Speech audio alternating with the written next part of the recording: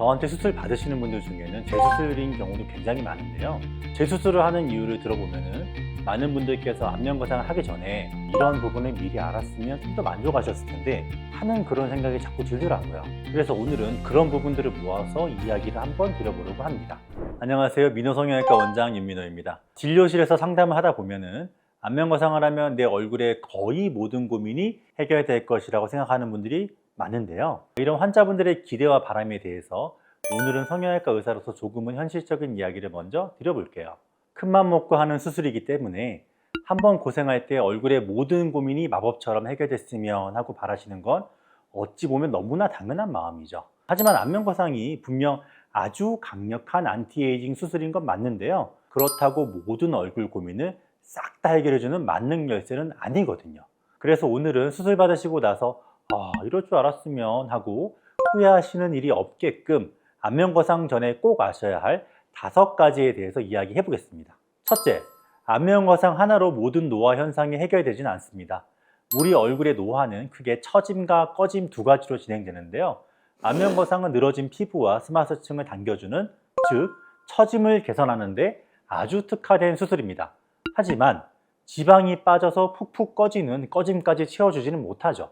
예를 들어 광대 아래 볼이 푹 패인 분들 계시죠? 수술할 때 피부를 꽉 잡고 있는 유지인대를 박리해주면 이런 꺼짐이 어느 정도 개선은 돼요. 하지만 10명 중 2명 정도는 근본적으로 얼굴 볼륨 자체가 부족하신 분들이거든요. 이런 분들은 수술하고 나서 큰 붓기가 어느 정도 빠지는 3에서 4개월 차쯤에 지방이식을 따로 병행하시는 것을 추천해 드립니다. 물론 지방이식을 안면거상 수술과 동시에 할 수 있으면 좋겠지만 안면거상 수술 시 광범위하게 스마트 밑을 박리하기 때문에 얼굴 내부가 다 연결되게 됩니다. 그래서 지방이식을 필요한 부위에 하더라도 그 부위에 머물러 있지 않고요.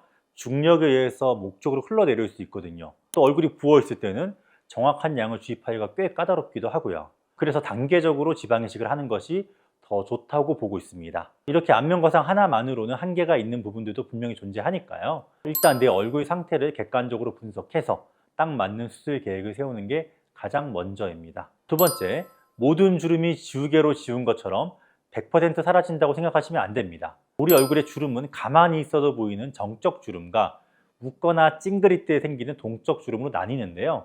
안면거상은 겉피부와 속 근막을 쫙 당겨주니까 당연히 가만히 있을 때 보이는 정적 주름 개선에는 아주 탁월한 효과가 있습니다. 하지만 웃을 때 눈가에 자글자글하게 잡히는 동적 주름은 표정 근육의 움직임 때문에 생기는 거라 거상보다는 보톡스가 훨씬 적합합니다. 특히 수십 년 동안 이미 아주 깊게 파여버린 주름이 문제인데요. 나이가 들면 피부 진피층이 마치 얇은 종이처럼 얇아져서 한번 꽉 잡힌 주름은 영구적인 흉터처럼 흔적이 남게 됩니다.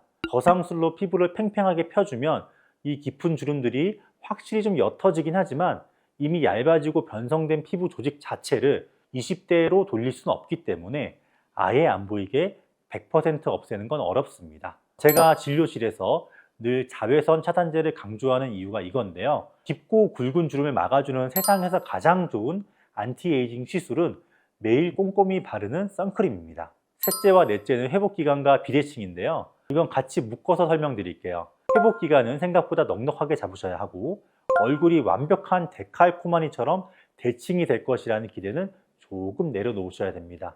보통 수술하고 9일차쯤 실밥을 뽑는데요. 이때 바로 완성된 얼굴이 나오는 건 아니에요. 큰 붓기는 최소 한 달, 미세한 잔붓기들은 6개월까지도 서서히 빠지거든요. 보통 3개월 차쯤 되면 대부분 붓기도 많이 가라앉고 만족해 하시기 때문에 중요한 가족 행사나 특별한 모임 같은 큰 일정을 앞두고 계신다면 최소 3개월 전에는 수술을 계획하시는 게 좋을 것 같습니다. 그리고 회복하시는 동안 파마나 염색, 사우나는 최소 2개월, 경락 마사지는 6개월 동안은 절대 피하셔야 합니다. 회복을 더디게 할 뿐만 아니라 속에 봉합해 놓은 조직에 무리를 줘서 당겨 놓은 조직이 틀어지게 만들거나 염증을 유발할 수 있거든요. 그리고 비대칭 문제도 많이 여쭤보시는데요. 여러분, 사람 얼굴은 완벽한 대칭일 수가 없어요.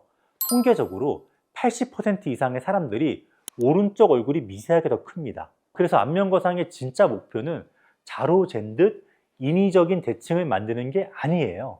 오히려 젊은 시절에 나다운 아주 자연스러운 비대칭으로 되돌려 드리는 쪽에 가깝죠.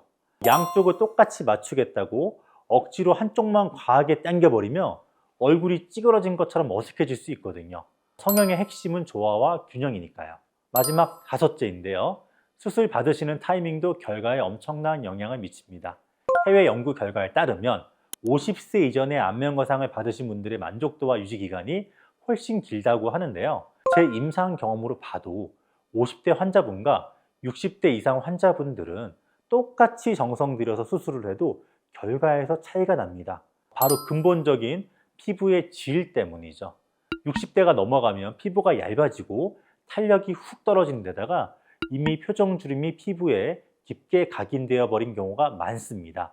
이런 조건에서는 안에서 아무리 튼튼하게 스마스층을 당겨 놓아도 겉 피부 자체가 50대 분들의 탱탱하고 매끄러운 느낌을 따라가기에는 한계가 있습니다. 저는 그래서 50대 초중반을 안면거상의 골든타임이라고 자신 있게 말씀드립니다. 수술 결과도 가장 드라마틱하고요. 그 예쁜 모습을 가장 오랫동안 유지할 수 있는 최적의 시기는 50대입니다. 자, 오늘 내용 한번 정리해 볼게요. 첫째, 안면거상은 모든 걸 해결하는 만능이 아니다. 둘째, 표정주름과 깊게 패인 주름이 100% 사라지진 않는다. 셋째, 회복기간은 3개월 이상 넉넉하게 보셔야 합니다. 넷째, 완벽한 대칭이 아닌 자연스러움이 목적이다. 다섯째, 최상의 결과를 위한 50대 초중반이라는 골든타임이 있다. 이 5가지를 수술 전에 꼭 기억해 주셨으면 좋겠습니다. 성공적인 성형수술은 내 얼굴을 지우고 완벽한 타인이 되는 과정이 아니거든요. 내 얼굴의 장점은 살리고 단점은 자연스럽게 개선해 나가는 거죠.